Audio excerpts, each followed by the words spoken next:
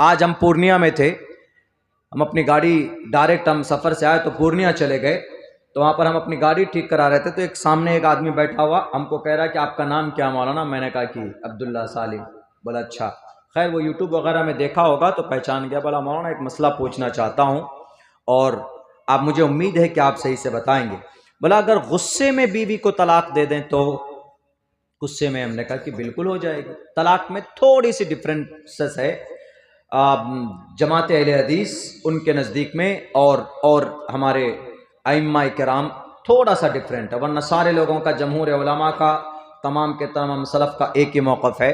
हम इख्तलाफी बात करते नहीं हैं, लेकिन उन्होंने ये कहा कि हमने अपनी बीवी को, अगर किसी ने अपनी बीवी को गुस्से में तलाक दे दे तो क्या तलाक हो जाएगी? मैंने कहा बिल्कुल हो जाएगी तलाक। हमने कहा कि अरे बीवी को गुस्से में तलाक देना तो दूर की बात, अगर मजाक में भी बीवी को यूँ बोल देना मोहतरमा मैं तुमको तलाक नहीं दे रहा हूँ लेकिन मजाक में दे रहा हूँ कि तुमको तलाक है, तुम मेरी निकाह से चली गई, जाओ, तुमको 1 2 3 बोल देते जाओ, तो तलाक होगी? हमने कहा कि बिल्कुल हो जाएगी। हमने कहा कि मजाक में भी तलाक पड़ जाती है। 3 चीज़ें ऐसी है कि अगर आप उसका रियल तो रियल है ही, लेकिन उसका मजाक भी रियल है।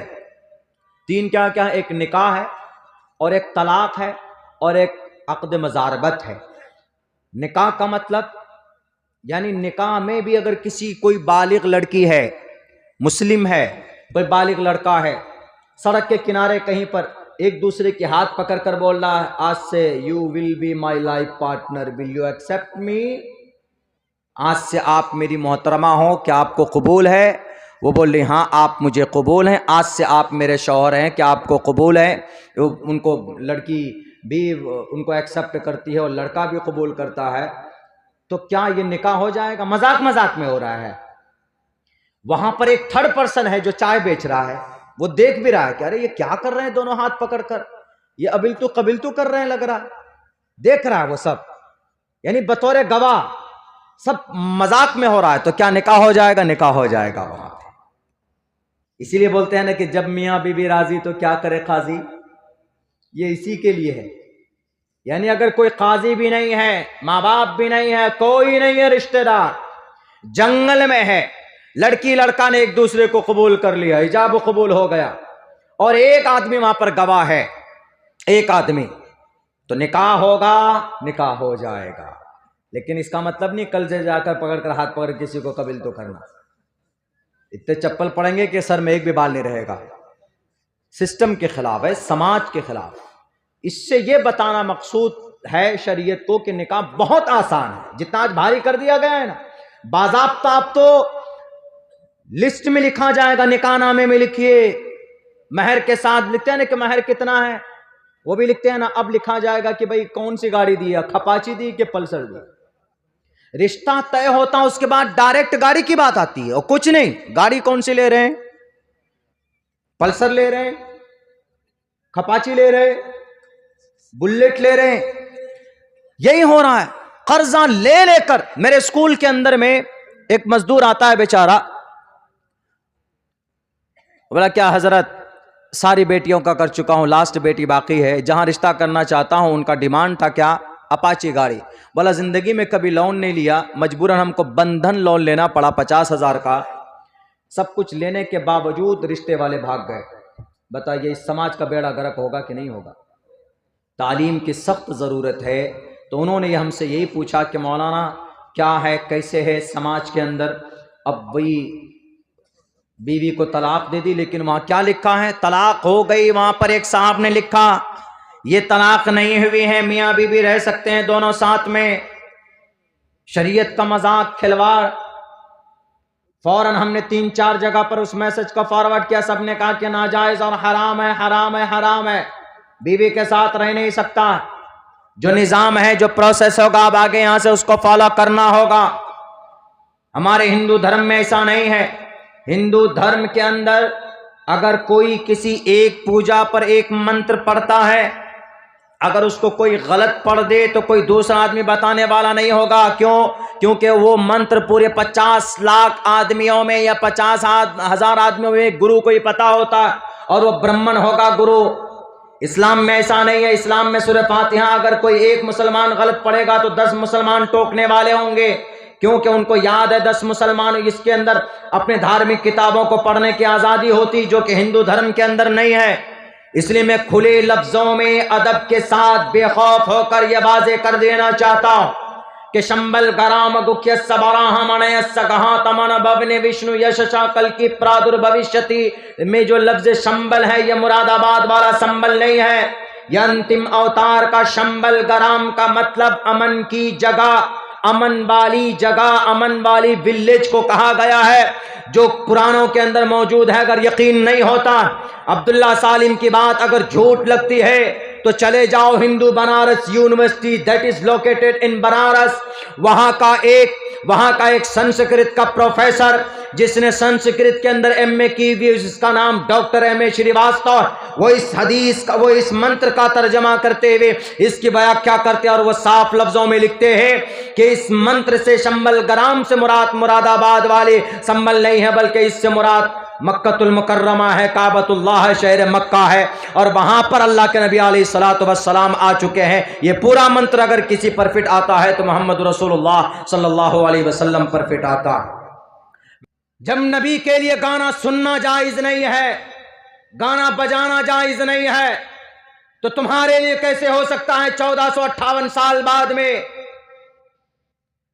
कुरान करीम ने साफ लफ्जों में मना किया गाना सुनना, गाना लिखना, गाना पढ़ना और गाना रिकॉर्ड करवाना, गाने को नश्र करवाना, ये सब का सब हराम।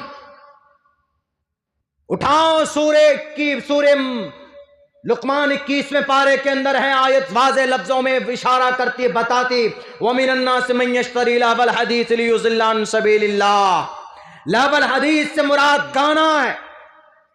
क्यों 250 सिंगर को, लेडीज को बिकनी पहनकर और स्कर्ट पहनकर काबतुल्लाह की तस्वीर बनाकर उसके छत पर डांस कराया गया? ये कहते हो कि हम तरक्की करना चाहते हैं। इस्लाम को नुकसान पहुंचाने वाले आप में ही कुछ गद्दार लोग हैं। उत्तर प्रदेश में मसाजिद के ताल्लुक से जो हाई कोर्ट का ऑर्डर आया था कि मस्जिदें, मदरसे गैर कानूनी हैं, मदरसों को बंद होना चाहिए, आपको शायद नहीं मालूम है कि उन मदरसों पर उनको बंद करने के लिए याचिका अगर किसी ने दाखिल की थी, मुसलमानों ने दाखिल की थी। 5 लोग थे याचिका करता, उनमें से 4 आदमी मुसलमान था। आपके हम अगर मस्जिद को आबाद नहीं करेंगे, सिर्फ ढांचे के एतबार से, तामीरी एतबार से खूबसूरत बना लेंगे, तो सुन लो वो मस्जिदें आपके लिए बद्दुआ करती है और फिर अल्लाह तबारक व तआला मुमकिन है कि दूसरी कौम को खड़ा करके उनसे अपने दीन के काम को मुकम्मल करें। हम और आप इसी तरह गाजर मूली की तरह काटे जाएं, काटा जा रहा। जब बैतुल्लाह शरीफ के ऊपर उसका ढांचा बनाकर डांस करवाया गया, बैतुल्लाह, काबतुल्लाह, पूरी दुनिया के अंदर सबसे ज्यादा पवित्र तरीन जगह अगर कोई है तो काबतुल्लाह है। उससे ज्यादा मोहतरम जगह कोई नहीं है, जिसे हम लोग काबा बोलते। काबे के माने उठा हुआ होना, काबतुन उठना, चूंकि जमीन से वो हिस्सा उठा हुआ है, ज्यादा ऊंचे पर है, ब्लैक रंग का है, वह तो एक कवर है, वरना चौकोर वो मस्जिद है। और उसी मस्जिद के ऊपर 7वें आसमान पर बैत मामूर है, जहां पर 70,000 फरिश्ते डेली इबादत करते। एक दिन जिसका नंबर आता है बाकी फरिश्तों का नंबर नहीं आता। उसी को कहा गया है बैतुल्लाह, मस्जिद हराम उसके इर्द गिर्द को कहा गया है, और उस शहर का नाम शहर मक्का। उसी पवित्र तरीन, उससे मुबारक जगह कौन सी हो सकती? यही वो मक्का है, यही वो शहर मक्का है जिसके बारे में संस्कृत में शंबल गराम शंबल गराम, इसी लफ्ज संभल को लेकर, शंभल को लेकर मुरादाबाद वाला उत्तर प्रदेश के संभल में झगड़ा है कि मंत्र में कहा गया है कि अंतिम जमाने में अंतिम अवतार संभल नामी जगह में आएगा। और ये संभल तो भारत के अंदर एक ही है, वो मुरादाबाद में है। और जिस मुरादाबाद में ये संभल है, उस संभल शहर में कोई बहुत बड़ा भव्य मंदिर नहीं है, तो कल की अवतार अवतरित कहाँ होंगे, अवतार कहाँ लेंगे, कहाँ पर जन्मेंगे वो। तो इसलिए उन्होंने यही कोशिश की कि ये जो मंदिर, ये जो मस्जिद है आलीशान, इस मस्जिद पर कब्जा करो और इस मस्जिद को शहीद कर कर तोड़कर इसके ऊपर हम अंतिम अवतार की जगह हमवार करेंगे, उनके लिए मंदिर बनाएंगे। इसी लफ्ज को लेकर यह झगड़ा है। हालांकि ये लफ्ज शंबल गराम शहर मक्का के लिए बोला गया है। शंबल गराम गुख्य सबराहमणय सगहातमन भवने विष्णु यशसा कल की प्रादुर्भविष्यति। सुप्रीम कोर्ट के दोनों वकीलों से कहना चाहूंगा जो माथे में तिलक लगाकर अपने आप को बोलते हैं कि हम धार्मिक हैं, हम सनातन धर्मी है। तुम सनातन धर्मी नहीं, तुम फसादी हो, नाला है। धर्म के बारे में ज्ञान नहीं है। ये लफ्ज संभल की वजह से तुम्हारे पेट में दर्द हुए कि वहां पर मस्जिद क्यों है। इसीलिए तालीम जरूरी, तालीमी बेदारी मुसलमानों आपके लिए भी जरूरी है, सनातन धर्मी के लिए भी जरूरी, हिंदू भाइयों के लिए। आप में तो अल्हम्दुलिल्लाह कुछ बेदारी ये है कि चलिए आपका मदरसा है, मकतब है, आप पढ़ते हैं, अपने बच्चों को भेजते हैं, धर्म के बारे में आपको बता दिया जाता है। लेकिन हमारे सनातन धर्मी भाइयों में तो बिल्कुल नहीं है, कहीं पर कॉन्सेप्ट ही नहीं है। हमारे बच्चे स्टेज पर बैठे हुए हैं, आपके इस जलसे में भी आए, आसपास में देखिए मदरसा है, यहीं पर डगरवा में मदरसा है, कस्बा में मदरसा है, जलालगढ़ में मदरसा है, लाइन बाजार पूर्णिया में मदरसा है। हर जगह पर क्या पढ़ाया जाता? कुरान पढ़ाया जाता। नूरानी कायदा से शुरू होती है बात, हम के पारे में जाते हैं, बच्चा नाजरा पढ़ता है, फिर कुरान को याद करता है। बहुत से बच्चे हिफ्ज में दिमाग नहीं चलता है तो अरबी में जाता है, फारसी पढ़ता है, अरबी अव्वल पढ़ता है, दोम सोम चारुम पंजुम शशुम अक्तुम दौरे में जाता है। उसके बाद तकमील अदब करता है, तकमील इफ्ता करता है, तखस्सुस फिल अदब करता है, तखस्सुस फिल हदीस करता है, तकमील तफसीर करता। सारी चीज़ें पढ़ाई जाती। इसीलिए मुसलमानों को अपने धर्म के बारे में इनके गुरु ज्ञानी आसानी से मिल जाते हैं, यानी उलमाए किराम। हिंदू धर्म में कहीं नहीं देखेंगे आप, पूरी पूर्णिया के अंदर में आप छानबीन कर लीजिए, आपको कहीं पर भी एक रामायण पढ़ाने वाला कोई पाठशाला नहीं मिलेगा, आपको एक गीता पढ़ाने वाला कोई गुरु नहीं मिलेगा, आपको कहीं पर भी कोई अपने धार्मिक बातों को समझाने के लिए कोई इदारा नहीं है उनका। बस जो बातें कह दी गई पूर्वज से पुरखों से चली आ रही है, बस उसी को पकड़ लेंगे, लेकर बैठ जाएंगे, उसके बाद चलो कार्रवाई शुरू करो। अब बड़ा अफसोस होता है, देना जवाब मरने के बाद। कल महापढ़ ले ईश्वर के सामने जिसमें कहा गया हिंसा सत्यम करो दस्तयागा शांति रपैशुनम दया बुलेश्वर लूप तवम हीरे चापला। जुल्म नहीं होना चाहिए इस धरती पर, चारों तरफ जुल्म हो रहा। सत्यम सच बोलो। जब इस देश का मुखिया ही झूठा है, इस देश का प्रधान ही झूठा है, इस देश के सबसे बड़े बड़े दो ओहदे पर फाइज होने वाले झूठ बोलते हैं, लोगों से फ्रॉड करते हैं और कहते हैं कि हमने सिर्फ लोगों को लुभाने के लिए ऐसा बोला था।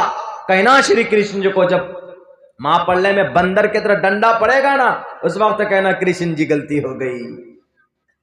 मेरे भाइयों, ये सारी चीजें तालीम से वास्ता, तालीम से की रोशनी में इन मसाइल को हल किया जा सकता है। इसीलिए मैं कहता हूँ कि भाई जो गलतफहमी है लफ्ज़ संभल के ताल्लुक़ से, ज़मीन व आसमान का फ़र्क है, थोड़ा व्याख्या करता हूँ। जो संभल है ये छोटी सीन से है, संभल मुरादाबाद वाला संभल, वो संभल का मतलब अलग है। और जो मंत्र में संभल है जिसकी वजह से झगड़ा है वो शय से संभल है, शाह शाह SH शाह। शंभले विष्णु यशचो शंभल गराम गुख्यस बराहमणय सगहातमण भवन विष्णु यशसा कल की प्रादुर्भविष्यति। वो तो इसलिए लड़ रहे हैं कि अंतिम जमाने में एक अवतार आने वाला है, इसलिए कि 4 जमाने हिंदू धर्म में होते हैं, सतयुग, त्रेतायुग, द्वापर युग, कलयुग। सतयुग 16 लाख साल का होता है, त्रेतायुग 12 लाख साल का होता है, त्रेतायुग 8 लाख साल का होता है, द्वापर युग 8 लाख साल का होता है, कलयुग ये कलयुग है, अंतिम जमाना 4 लाख साल का होगा। ये युग शुरू हुए 5000 साल हो गए, ये 4 लाख साल और चलेगा, समझिए 4.5 लाख साल का होता है। इस अंतिम कल की अवतार कल युग में 95% बुराई होगी, 5% अच्छाई होगी। तो इन बुराई के खात्मे के लिए अंतिम अवतार आएंगे। 7 अवतार अभी तक आए हैं, जिनमें से 14 अवतार आएंगे। 7 अवतार आ चुके हैं, इनमें से 14 अवतार, लास्ट 14वां जो अवतार है अंतिम अवतार, उसके बाद में कोई अवतार, यानी जैसे हमारा अकीदा नबी का है कि हमारे नबी आखिरी नबी हैं, 1,24,000 तकरीबन अंबिया किराम आए, उनमें से लास्ट नबी हमारे नबी मोहम्मद रसूलुल्लाह सल्लल्लाहु अलैहि वसल्लम। इनको कुरान की लैंग्वेज में खातिमुन नबिय्यीन कहा गया। मा काना मुहम्मदुन अबा अहदिम मिन रिजालिकुम वलाकिन रसूलुल्लाह व खातमुन नबिय्यीन। अब कोई नबी नहीं आने वाला। नबी क्यों आता था? अल्लाह के पैगाम को पहुंचाने के लिए। और नबी कोई आसमान से नहीं आता था, बल्कि हमारे और आपके बच्चों में से रब उनको मुंतखब करता था, आसमान से नहीं आता था। हिंदू धर्म में अकीदा अलग है। हिंदू धर्म में अकीदा यह है कि अवतार इंसान में नहीं होता, बल्कि जो अवतार होता है वो इंसानी रूप धारण करके जो खुदा है, वो खुदा देखता है कि पूर्णिया के अंदर बहुत करप्शन है, लाइन बाजार में डॉक्टर लोग बहुत ज़्यादा घूस खा रहे हैं, बहुत ज़्यादा वहाँ पर चेकअप में पैसे लिए जाते हैं, नाजायज़ पैसे लिए जाते हैं। गरीब अगर कोई 10,000 रुपये लेके आता है तो सब खत्म हो जाता है। चलो वहाँ के करप्शन को मिटाएंगे। तो इस करप्शन को मिटाने के लिए डॉक्टर ही की शक्ल में वो अवतार अवतीर्ण लेगा, आसमान से जमीन पर आएगा और फिर यहां पर रहकर उस बुराई का खात्मा करके फिर वो चला जाता, फिर वो दूसरी जगह पर चला जाता है जहां उसकी जरूरत होती। इसी को गीता में कहा गया है, यदा यदा ही धर्मस्य ग्लानिर्भवति भारताभ्युत्थानम धर्मस्य तदात्मानं सृजामि। जब जब कहीं पर अच्छाई खत्म होती है, उस अच्छाई को बचाने के लिए, उसकी रक्षा के लिए, उसके प्रोटेक्शन के लिए आता है कौन? ईश्वर आता है। बहरकैफ तो वही अकीदा हिंदू भाइयों में है कि अंतिम ज़माने में जो अवतार आएगा उसकी आने की जगह शंबल होगी और उस शंबल के अंदर में वो अवतार लेंगे और फिर यहाँ से फिर अच्छाई का काम करेंगे। तो इस मंत्र के आधार पर उन लोगों को गलतफहमी ये हो गई कि ये मंत्र शंबल गराम, ये मुरादाबाद वाला शंबल। इसीलिए यहाँ पर ज़रूरी है उन लोगों को ज्ञान प्राप्त करना। अगर ज्ञानी नहीं है तो उसके ऊपर बात करना। इस लफ्ज के ऊपर तहकीक शायद हुई नहीं है। हमने तकरीबन अब तक 10 जलसों के अंदर इसकी व्याख्या हमने की है। इसीलिए मैं आप लोग जितने भी रिकॉर्ड करते हैं, इस लफ्ज की तहकीक जिस दिन की तकरीर में ज्यादा बेहतर है, आप उसको कहिए कि मुरादाबाद वाला संभल और अंतिम अवतार वाला संभल, there is quite different between both words. एक का मतलब शंभल गराम अमन की जगह, एक का मतलब संभल मुरादाबाद। से सीन और शीन में फर्क है, सीन और शीन में फर्क है। There is quite different between से एंड शे। You can different by pronunciation of the word. इस लफ्ज की अदायगी जब आप करेंगे तब आपको पता चलेगा कि भाई ये फर्क है। तो डॉक्टर एम ए श्रीवास्तव लिखते हैं कि जो मंत्र है, ये मंत्र मुरादाबाद वाले संबल के लिए नहीं है, बल्कि इस मंत्र का ताल्लुक अंतिम अवतार से है। और अंतिम अवतार आने वाला नहीं है, वो आ चुका है। कहां आया है? ये पूरा मंत्र संबल गराम अमन की जगह। बाप का नाम क्या होगा उसका? विष्णु यश। विष्णु यश का अरबी तर्जमा अब्दुल्ला। मां का नाम क्या होगा? सोमवती। सोमवती का अरबी तर्जमा आमिना। कौन से कबीले में पैदा होगा? ब्राह्मण समय, ऊंचे खानदान में। ऊंचा खानदान अल्लाह के नबी का क्या? बनी हाशिम। तो पूरा मंत्र डॉक्टर एम ए श्रीवास्तव लिखते हैं अपनी किताब के अंदर कि ये पूरा मंत्र अगर फिट आता है किसी जात पर तो जनाब मोहम्मद रसूलुल्लाह सल्लल्लाहु अलैहि वसल्लम, यानी अल्लाह के नबी को ही वो लोग अंतिम अवतार मान रहे हैं जो कि आ चुके हैं, लेकिन उनका अकीदा आज नहीं है मोहम्मद रसूलुल्लाह पर। तो वो ये कैसे पता चलेगा? ये तो जब ही पता चलेगा जब शास्त्रों को पढ़ेंगे। मुसलमानों, आपको आपकी शरीयत के बारे में कहाँ से पता चलेगा? आप जब अपने ग्रंथ को पढ़ेंगे, जब आप अपनी किताब को पढ़ेंगे, तभी आपको पता चलेगा कि रोज़ा क्या, नमाज क्या। ये हम नहीं कह रहे हैं, ये अल्लाह का कुरान कहता है। अकीमुस्सलाह, क़याम नमाज, नमाज कायम करो। नमाज पढ़ने के लिए नहीं कहा है, नमाज कायम करने के लिए कहा है। यानी खुद भी नमाज पढ़ो, पाबंदी से पढ़ो और अपने परिवार के लोगों को नमाज का ऑर्डर करो। नमाज पढ़िए, खुद भी पाबंद रहिए। आपका बेटा नहीं पढ़ता है नमाज, आपकी बीवी नहीं पढ़ती है नमाज, आपकी बेटियां नमाज नहीं पढ़ती है, आप आपकी अहल अयाल में आपके अलावा कोई नमाज नहीं पढ़ता है तो अकीमुस्सलाह, क़याम नमाज में कमी है। अगर आप ये चाहते हैं कि हम सिर्फ नमाज पढ़ लेंगे चले जाएंगे और हम जन्नत में दाखिल हो जाएंगे, ऐसा नहीं। आपसे सवाल होगा कि आपके घर में लोग नमाज नहीं पढ़ते थे तो आपने उनके लिए ऑर्डर किया कि नहीं किया। अगर आपकी पूरी फैमिली नमाजी है अल्हम्दुलिल्लाह, लेकिन पड़ोसी नमाज नहीं पढ़ता, तो आपके ऊपर जिम्मेदारी है कि आप उनके लिए भी, आप उनको भी नमाज का पैगाम पहुँचाएँ। नमाज दुनिया की सबसे बेहतरीन तरीन इबादत है। मेडिकल साइंस ने ये रिसर्च किया कि नमाज पढ़ने से किसी भी आदमी को, अगर कोई आदमी नमाज पढ़ता है तो आज तो लोग सूर्य नमस्कार के ज़रिए, योग के ज़रिए से अपनी बॉडी की फिटनेस ठीक करना चाहते, लेकिन कुदरती तौर पर नमाज एक ऐसा एक्सरसाइज है कि इसके अंदर बहुत सारे फ़वाइद हैं।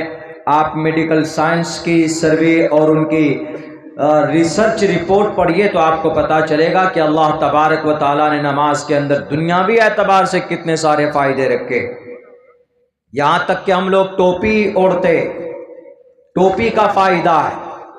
नमाज में हम लोग उठक बैठक लगाते हैं, रुकू में जाते हैं, उससे नसें कमज़ोर जो नस होती है वो नस अपनी जगह पर ठीक होती।